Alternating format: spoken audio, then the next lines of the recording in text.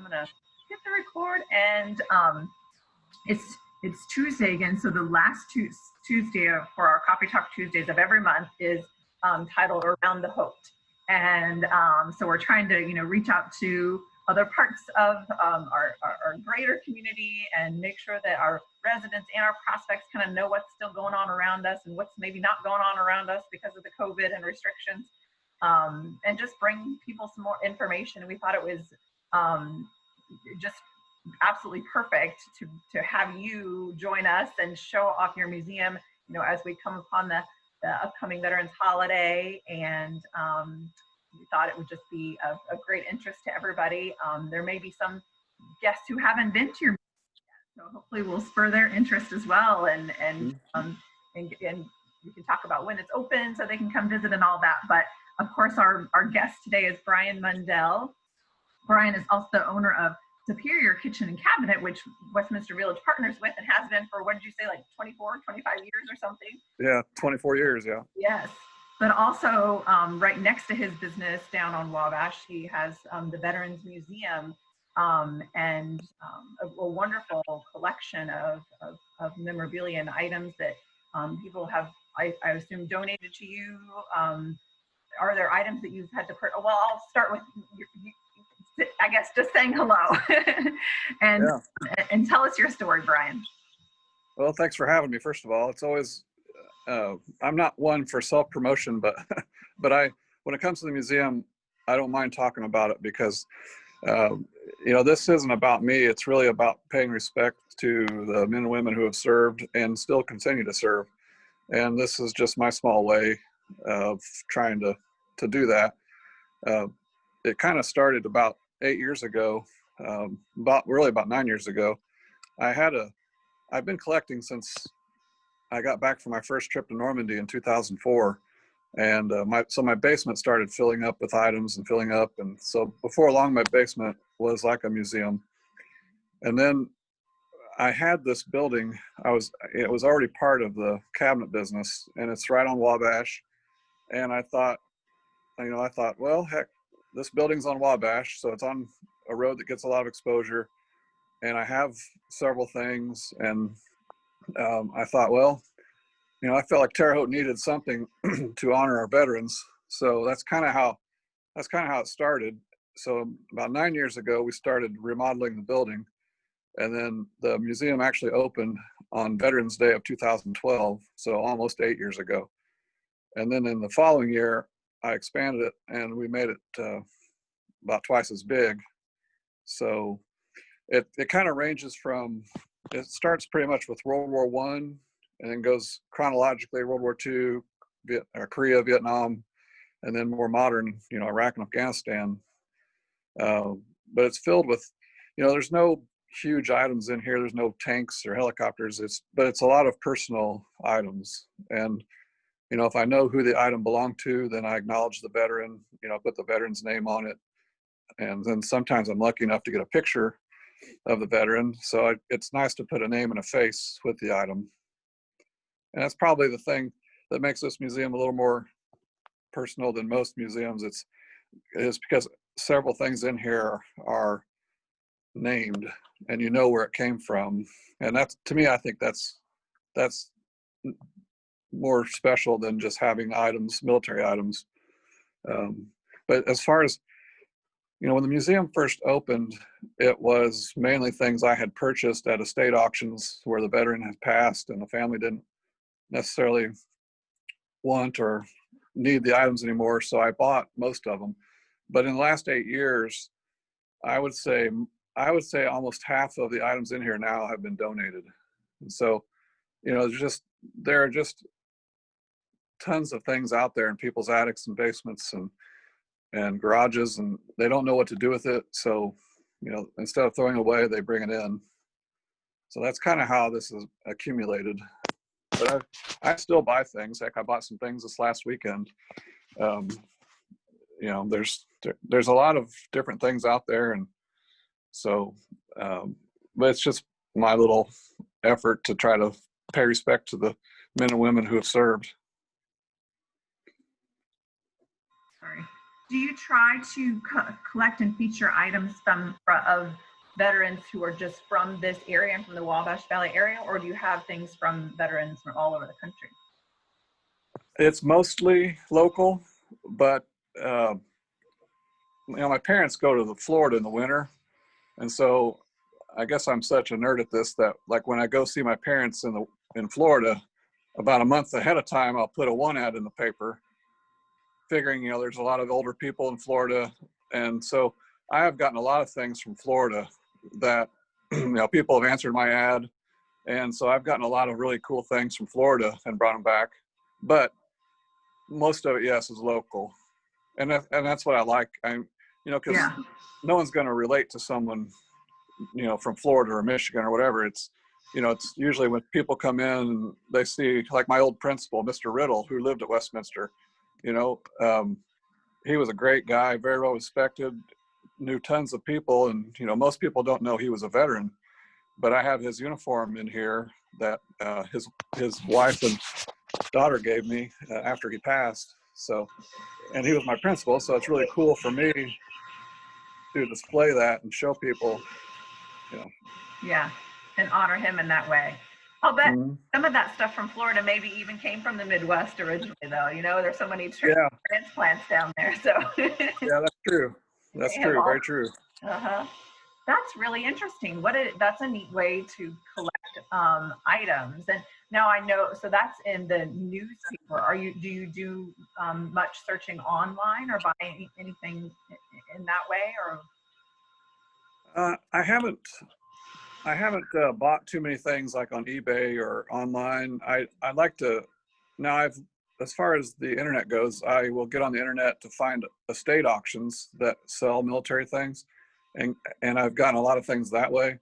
But I have run this one ad in several papers in Indiana because the paper that owns, the company that owns the newspaper in Terre Haute owns probably 10 or 12 newspapers in Indiana.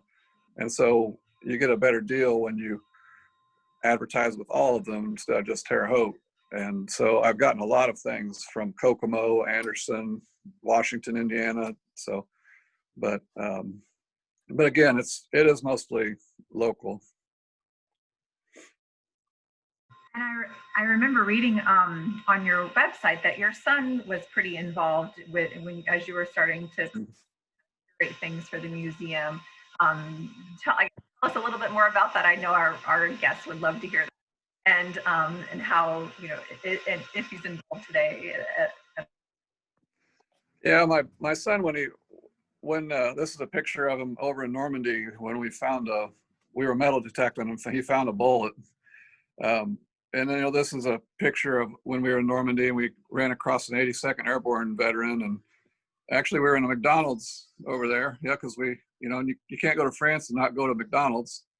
But these were a couple of 29th Division guys that we met in McDonald's. But he's been to Iwo Jima with me. So if you guys are familiar with the famous flag raising photo, this is Mount Suribachi. So up there was where the flag was planted, but there's my son right there. And so anyway, he's been with me on several.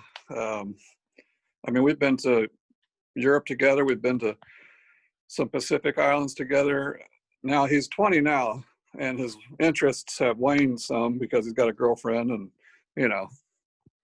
that's not quite my tag-along buddy as he used to be. But he's been with me when I've collected a ton of these things, and he could probably take someone through the museum and give you the background and the story. And but yeah, when he was 10 to probably 9 years old to 14 years old, he was just with me everywhere when I collected this. So he's got a lot of knowledge about these items. And another thing I tried to make sure of, even with my daughters, because they weren't really ever into collecting like Jason and I were, but I tried to instill in them the respect for veterans, because when we went to Normandy, I made sure, even though my daughters weren't really into the military aspect of going to Normandy, I made sure we went to the American Cemetery. I even took them to the German cemetery and said, hey, even though they were our enemy, they were basically doing what they were, what they were told. And so I wanted them to see the sacrifice that, people have made. But yeah, Jason and I, we've been several places, and he has a pretty good understanding of, and I made a point for him to meet veterans before they're gone. So anyway, that's been important to me to pass that on to those guys. Absolutely. I would think too, as they're then, going to their history classes, world history and US history, it means a little bit more to them, or maybe they absorb it a little differently than the other kids because of that experience that you created.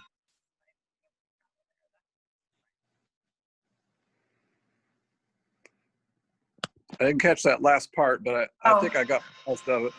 But I'm sorry. Yeah, it was funny. One time Jason was in a history class and they were talking about Iwo Jima, and he told me that later, and I said, did you tell your teacher you've actually been there? Because I mean, I guarantee you no other high school kid's ever been there before. And well, he was too chicken. But yeah, he's definitely carried it on, and those are things that he'll never forget.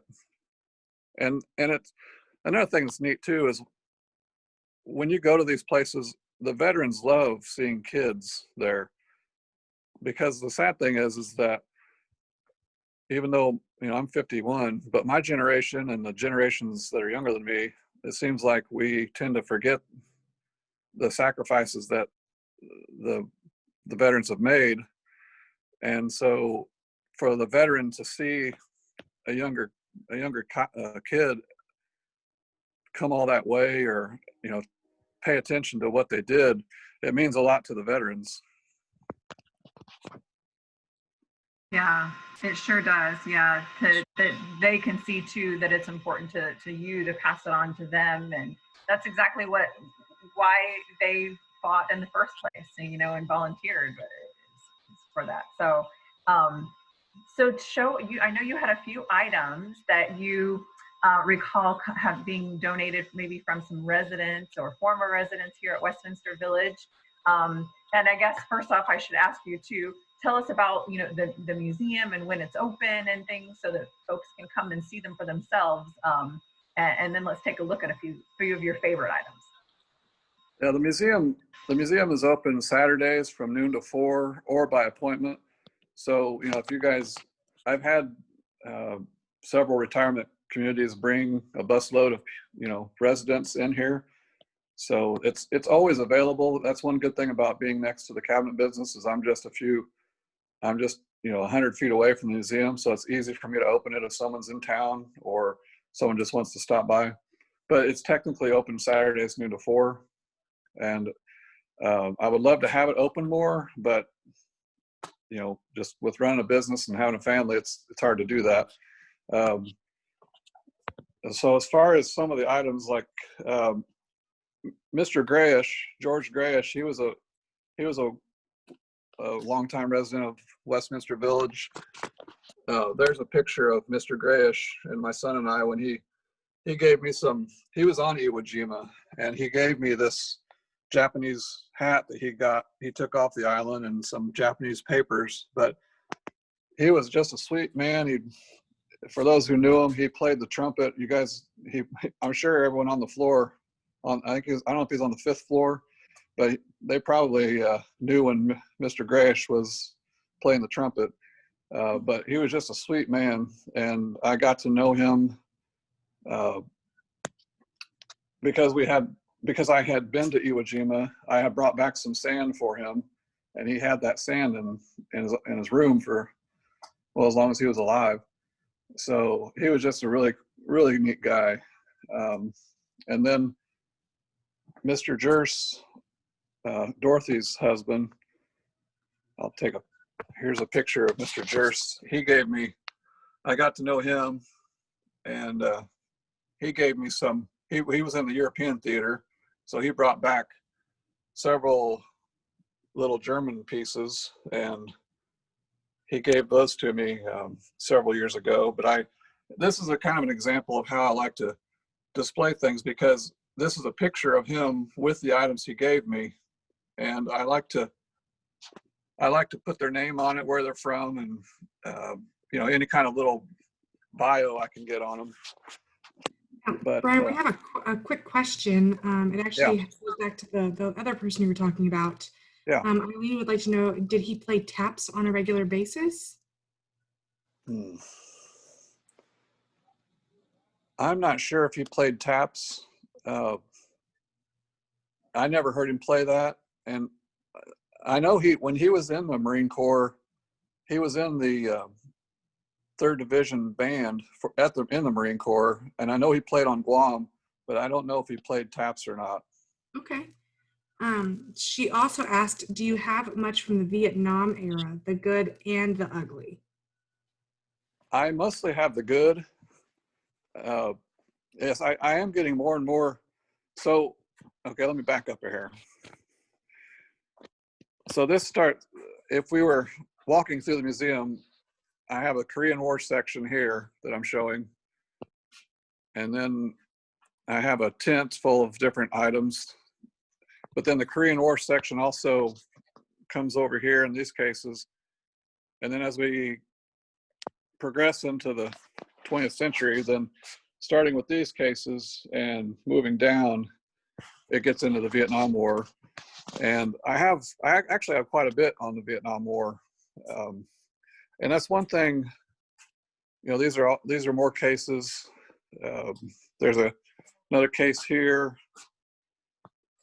I'm trying not to move too fast here, but you know, I've got some mannequins with Vietnam era clothing.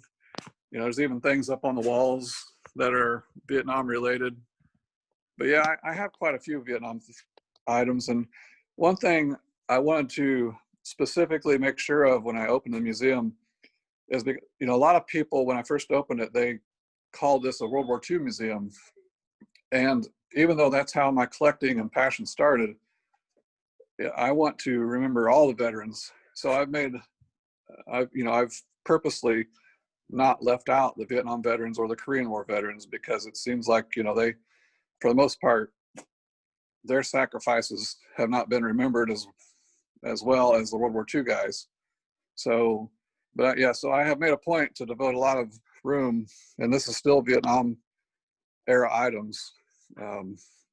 So there's quite a bit of things in here to the Vietnam War. And as far as the ugly, I have a few things that are the enemy related, like these flags are Viet Cong and Vietnamese, North Vietnamese flags, but most of the things are US, and they're designed to just pay tribute to the men and women who brought them back.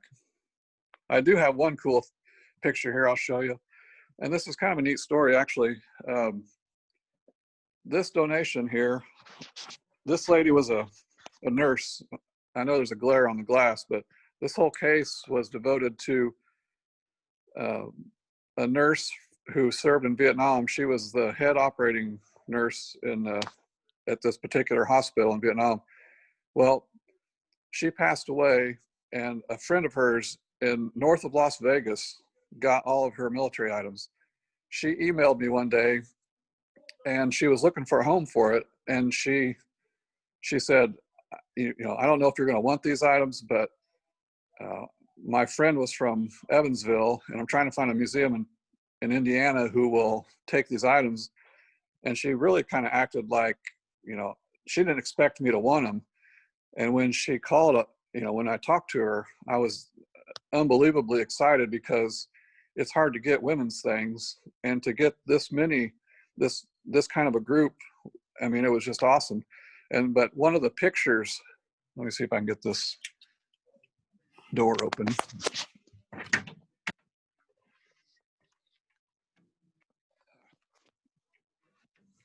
There we go.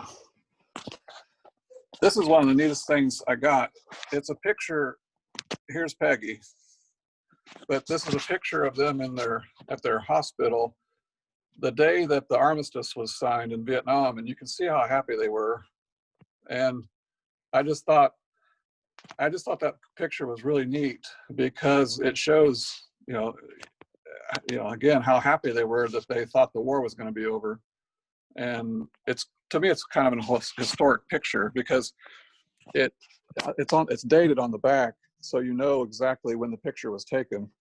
And so, but those are the kind of things I like to display. And it is Vietnam era related. This lady, she was in the service a long time, but this is kind of how I like to honor these veterans.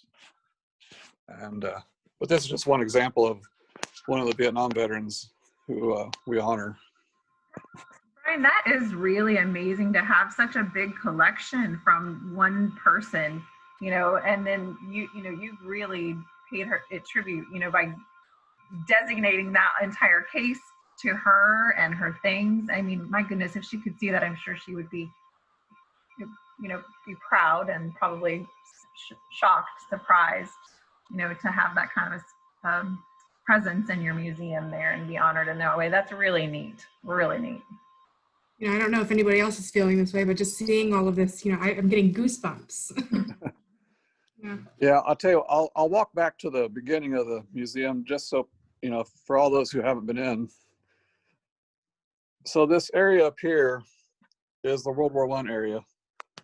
And it's, there's the World War I area and the Korean War area are probably, I don't have as many items as I do World War II and Vietnam, but there are several items. This was a really neat group here. I was at an auction in Paris, Illinois, and this black soldier's items came up, and so I was able to get a picture of him. I was able to get his uniform, and I was able to get his dog tags and a picture of him in his uniform. And I just thought that was really cool because there can't, the black soldiers in World War I had to have been treated horribly, and they probably got the worst jobs. And the fact that this uniform survived for 100 years, and I could identify it with his dog tags and a picture of him. It just was really neat. Well, then, so I put this in the museum, and when the museum first opened, the Tribune did an article about the museum opening and what I thought were my neat items. And I told the writer from the Tribune, I said, I think this is really neat what I have here. And I gave the Tribune his name. Well, they put the name in the article.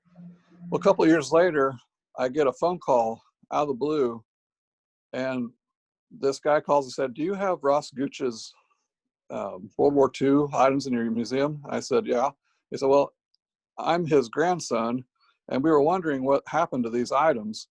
And we just think it's really neat that, now we know where they are and that they're in a museum. So that was kind of a cool story. And through his grandson, then I was able to get more information on him. So now I have a better, label telling a little bit about him. And but that's kind of how I like to honor these guys, and that, this soldier, I was able to get a picture, and I can find out, he's from Terre Haute, and I have his name. And but that's the World War I area. And then we get into the World War II area, which is the biggest, but it kind of goes all the way back to the back of the building. And for those who are watching who may have went to Gersmeyer, this is the honor roll that used to hang in the hall at Gersmeyer. And it probably doesn't list every veteran from Gersmeyer that served in World War II, but it lists probably 1,500 of them. And, you wouldn't think, there were, in Terre Haute, in Vigo County, there were like 280 guys killed in World War II, just from Vigo County. People don't have any idea of that. And just from Gersmeyer, there were 78 guys killed in World War II, just from Gersmeyer High School. And, you can see the names on these tags. And then you see that name with the star there. That was one who was killed, you know, and there's another one who was killed. And it was really neat for me to get this. And I've also gotten pictures of World War II guys when they come in and they see their name and they're pointing to their name. Like this is Ed Jackman. He lived in Terre Haute a long time, but now he lives in Arizona. But that's a picture of him pointing to his name. And, you know, this is another veteran who's pointing to his name. So that's been pretty neat for me to get pictures of these guys pointing to their own name. Brian, kind of how did it come to be that you were able to get that like massive piece, yet seems like it could still be a little delicate with all the stuff, you know, inside of it? How did it come to be that you could get that in your museum? I actually saw it online. It was at the Knowles auction barn over in Marshall several years ago, and it belonged to Kessler, the attorney here in town. Well, his dad, Mr. Kessler, who was a World War II veteran, he must have gotten it when they tore Gersmeyer down. And then I'm just assuming this, but when Mr. Kessler passed, then his son, Mr. Kessler, got it. And then he didn't have room for it anymore, so he put it in the auction to be sold. Well, this thing was so dirty when I got it, you couldn't even see through the glass. So we had it cleaned up really well, but fortunately, the inside of it was in really good condition. So I didn't have to do anything to the inside of it. But, you know, I only had to pay like $120 for it. And I just thought that was a steal. And I thought, you know, no better place should it be than this museum. And and I think the people at the auction house knew that I was bidding on it. So I think they probably backed off a little instead of driving the price up.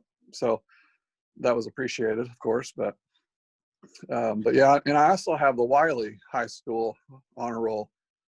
The historical museum actually had that, and when they moved to their new location, they didn't really have a spot for it, so they donated it to me.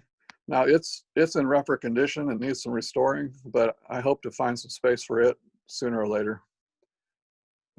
But again, this is the World War II area, and I just have, if I know who, if I was able to meet these guys when they donated them, then I try to get pictures of when they donate the items. And but I have things like this guy was from Sullivan, or from Miram, I guess, Sullivan County. This was a donation. I'm sure there's people at Westminster that know the Dodsons, Bill and Betty Dodson. This was a really cool donation because they were both still alive, obviously, when they donated the items to me. And it wasn't too long after the museum opened that Mr. Dodson called one day and he said, "Hey, would you be interested in a Navy uniform?" I said, "Well, sure." Well, he never said anything about his wife's uniform, or I'd have been over there, like I'd have dropped everything I was doing to get over there to get that. And so I go over there, and they have their uniforms, you know, laid out on the couch. And you know, I was lucky enough to get pictures of Mr. and Mrs. Dodson.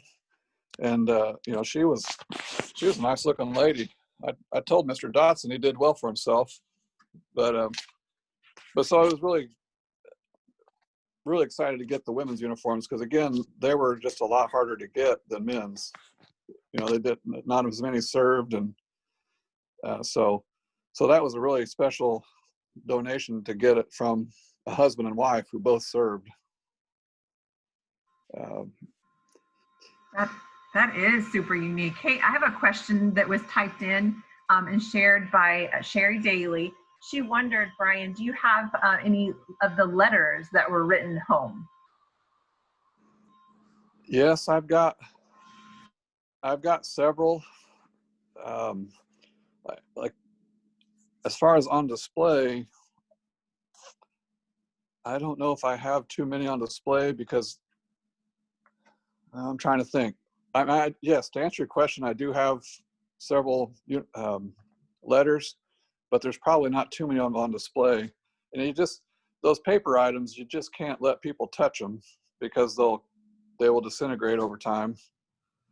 I have, and as far as paper items go, I have original Western Unions regarding, like when these guys were killed, how the Western Union was sent to the wife or the mother.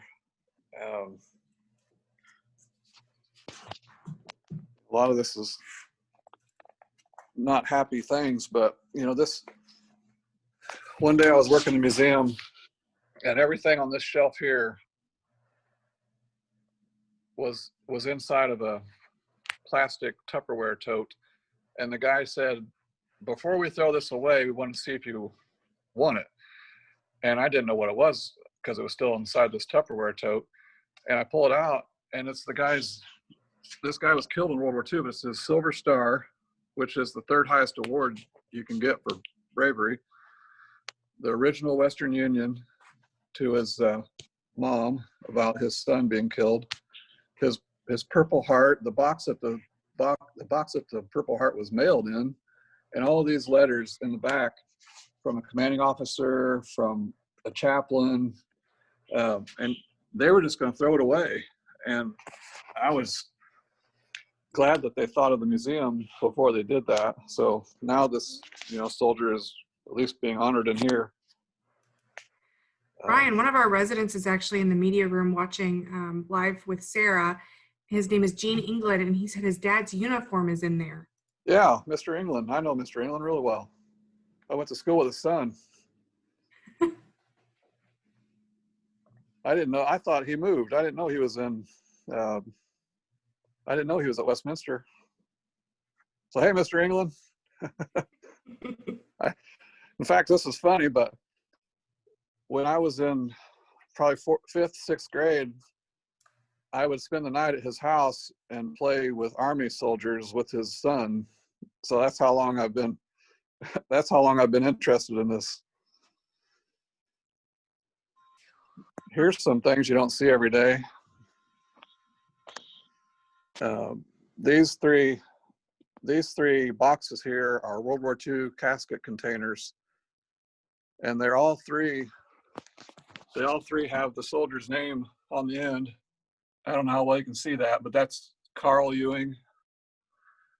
This is Arvel Conklin, and this is Wayne Crines. They're all three Vigo County boys, and believe it or not, these boxes have survived. The top box, I found it in an old barn out by St. Mary's, and the people said they were feeding horses out of it. That's how they were using that. And then the bottom two boxes were in a garage behind the Bedino Funeral Home out in West Terre Haute. So those are just things, and I know this is not a happy subject, but to me, that's the cost of war. And that's why I honor these guys, because, we just can't forget that not everyone comes home. And, their mothers and fathers sacrifice, their brothers and sisters, their wives, their kids, they all sacrifice. And, we just can't ever forget that. Are there any items in particular, Brian, that just are just kind of elusive and you just can't wait to get your hand on something in particular someday? Anything you're looking for in particular? Boy. You got that's tough. Well, I need to get more women's things, women's items. And if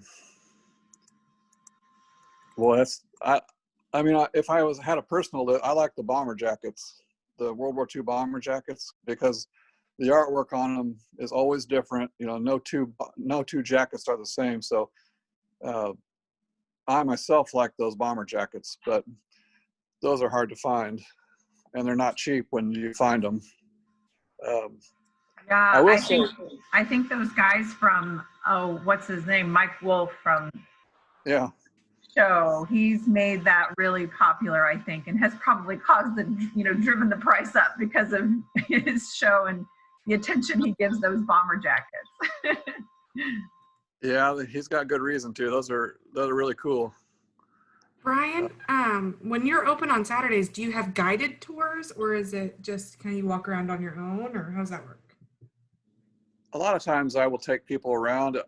Sometimes it depends on if I'm in the middle of working on a display, but I usually try to interact with them because it's a lot neater for the people walking through if I give them some background on some of these items. Because you could walk by, there's some of these items, and I try to label things the best I can. I'm not a scrapbooker, but I feel like a scrapbooker half the time because I'm always making labels of people's items so that if I'm not here and someone walks in, they can at least know what they're looking at. But like this piece here, sorry, the glass isn't open on this one yet, but here, let me do that real quick. But this piece was given to me. Hang on a sec.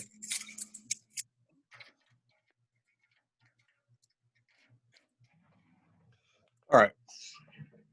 Mr. Martin was from Rockville, and he was at Pearl Harbor when it was bombed. And there's a picture of him in my basement before the museum. He was a sweet guy, had an amazing memory, but he was at Pearl Harbor when it was bombed. And these are some pictures he took with his own camera on December 7th. And you can see, hopefully you can see, like the smoke rising from the different areas that were bombed. But this piece here is from a Japanese airplane that was shot down on December 7th, 1941. And there's a picture of them loading that plane onto a flatbed. So my point, I guess, is that if I'm here guiding the tour, I'm going to make sure people see that and know what it is. Otherwise, if you're just walking through here and you're kind of in a hurry, you probably could walk right by that little item and not even know its significance. But to me, that's one of the neater things I have in the museum, and to know it was brought back by Mr. Martin, and and he entrusted me, his family entrusted me with that. I mean, they could have easily kept it, they could have given it to some other museum, whatever. But it's just a really neat piece for me. That is neat. Do you have, so you clearly have, invested lots of time, lots of money in, in getting the items that you want to put into the museum. And, and I'm sure that there are many individuals who haven't been, who would love to come see, but also maybe just wonder how they could help support you. I mean, what is the best way to do that if an individual wants to support your mission there? That's a good question, because in all reality, it's not a museum as far as, it's basically my collection on display. So as far as giving like cash donations, I don't even ask for that, because they can't get any kind of break from the IRS, because I'm not a 501(c)(3). So it doesn't, if they're the people that do donate money are doing it just to be kind, and they appreciate what I'm doing, but there's no tax benefit to them. So I don't ask for money, because I would never want anyone to think that I'm taking that money and using it inappropriately. So I I basically do most of this myself. That way it gets me off the hot seat so I just wouldn't want anybody to accuse me of misusing their money.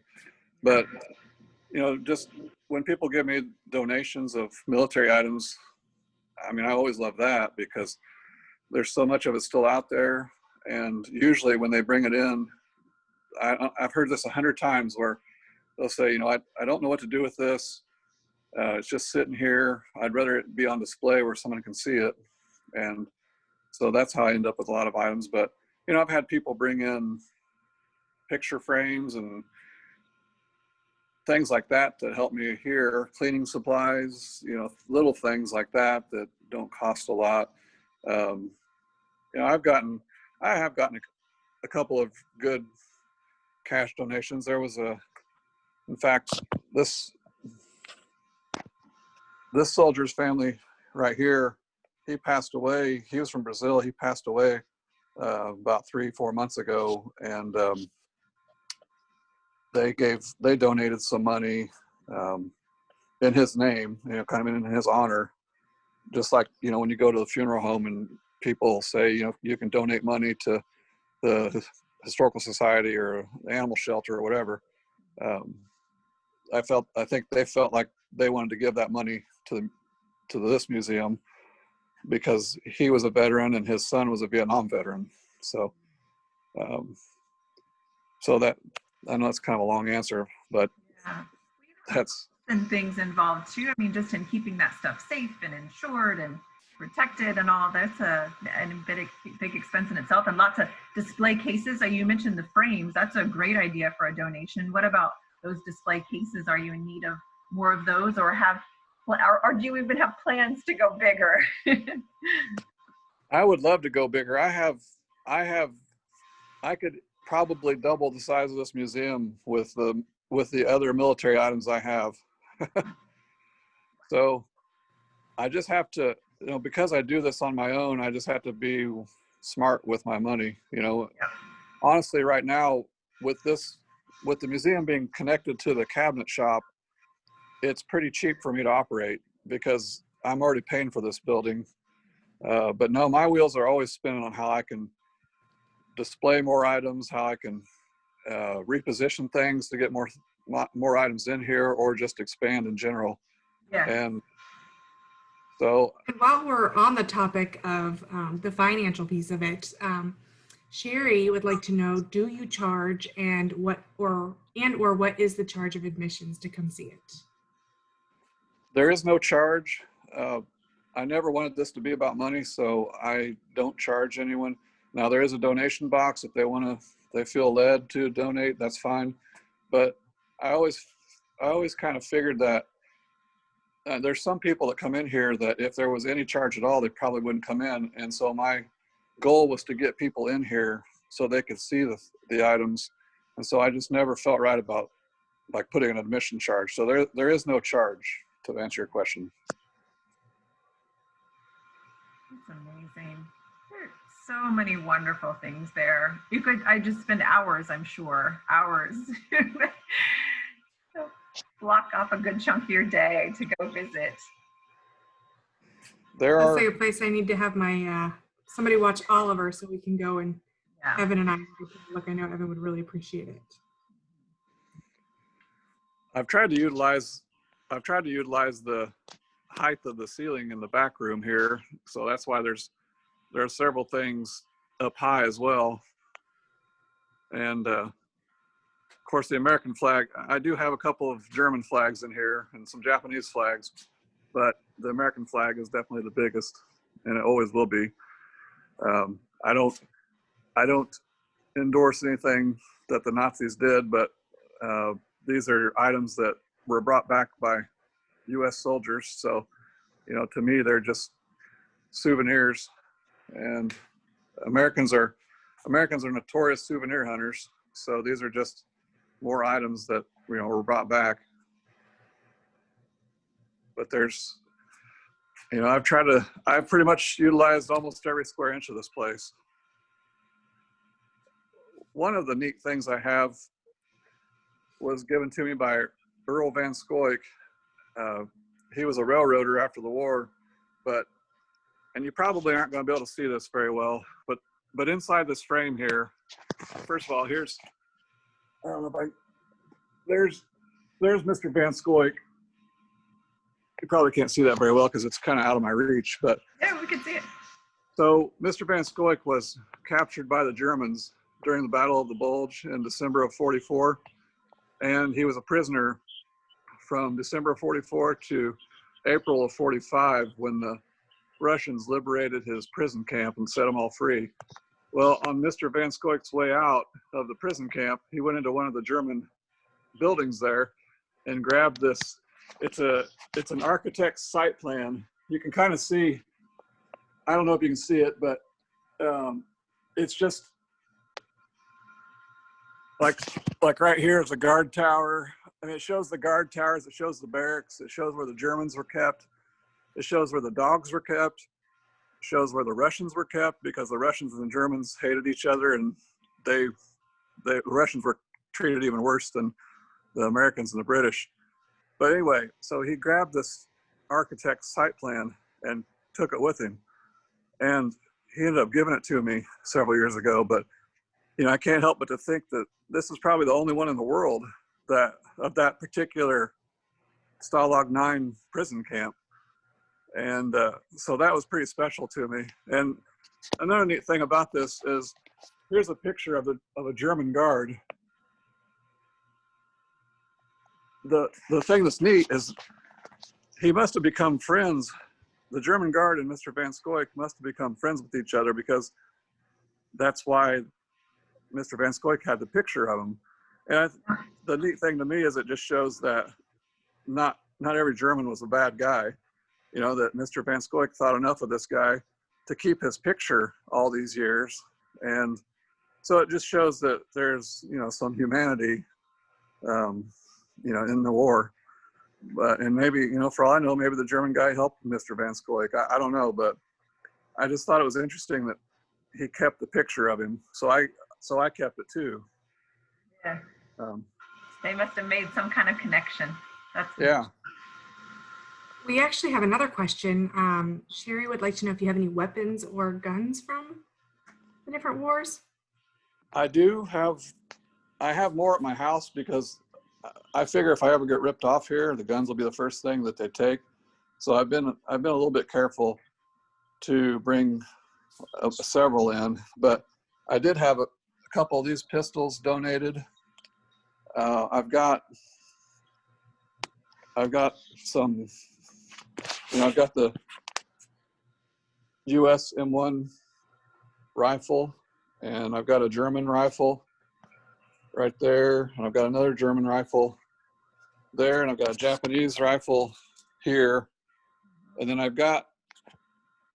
have in the Vietnam area, let me walk back here, I have a Russian sniper rifle that was captured in Cambodia in 1970 from Harold Costello, who lives up in Clinton. Here's a picture of Harold the day he gave me the sniper rifle. But so there's the sniper rifle. It's a 44 dated rifle with a 1950 dated scope on it, and he got it in 1970. And there's they call these the bring back papers, but this basically authenticates everything about the story. It tells you, you know, that he had permission to bring that rifle back. So that rifle, being 44 dated with a 50 scope, was probably in World War II, Korea, and Vietnam. Oh, wow. But yeah, so I have some weapons, but I'm more, to me, and this is just me, but I think the personal items are neater than the weapons. And now a lot of guys would be completely opposite of that, but so I've never gone hot and heavy after guns. And now if I can get a good deal on one, yeah, I'll get it. But I would rather put my money into like I said, the personal items. That's neat. Sherry Daly, it looks like a book project. Could write down all the stories and collect it. Oh, that's neat. So Brian, thank you so much for taking the time to share this with us today. I think it sounds like we've got some, you know, people who are watching who've been to your museum and are familiar with some of the items or have donated items, or their loved ones have. But then it also looks like we've got some folks who have not been and are eager to come and see you on Saturdays and spend some time and learn more. We appreciate you sharing the stories. I mean, the fact that you have all of that knowledge in your head is really cool. And I could just imagine that's the kind of stuff that yeah, I could see Sherry wanting to put down on paper and to have for future generations. But it's cool too to know that your son knows so many of those stories, and I'm sure you feel proud knowing that he can kind of carry it on as well. Yeah, I've met a lot of great veterans doing this, and I've heard a lot of stories, and I do need to get them written down or recorded, because I'd hate for the stories to die, when I do. So yeah, I think recording, it's a great idea. You could even walk around with some kind of equipment, I guess, through your museum and record it as you do so. That's really neat. Another project for another day. yeah. Sherry also wanted me to tell you, thank you for your emphasis on the stories. They are what make all the difference to us today. Yeah. All right, you're welcome. Yeah. Thank you so much, Brian. Yeah. Yes, thank you. We'll get out there and see you at the museum. All right. For sure. Thank you for inviting me today. Of course. Everybody have a great rest of your Tuesday. Bye, Take care. everyone. Thank you. Bye.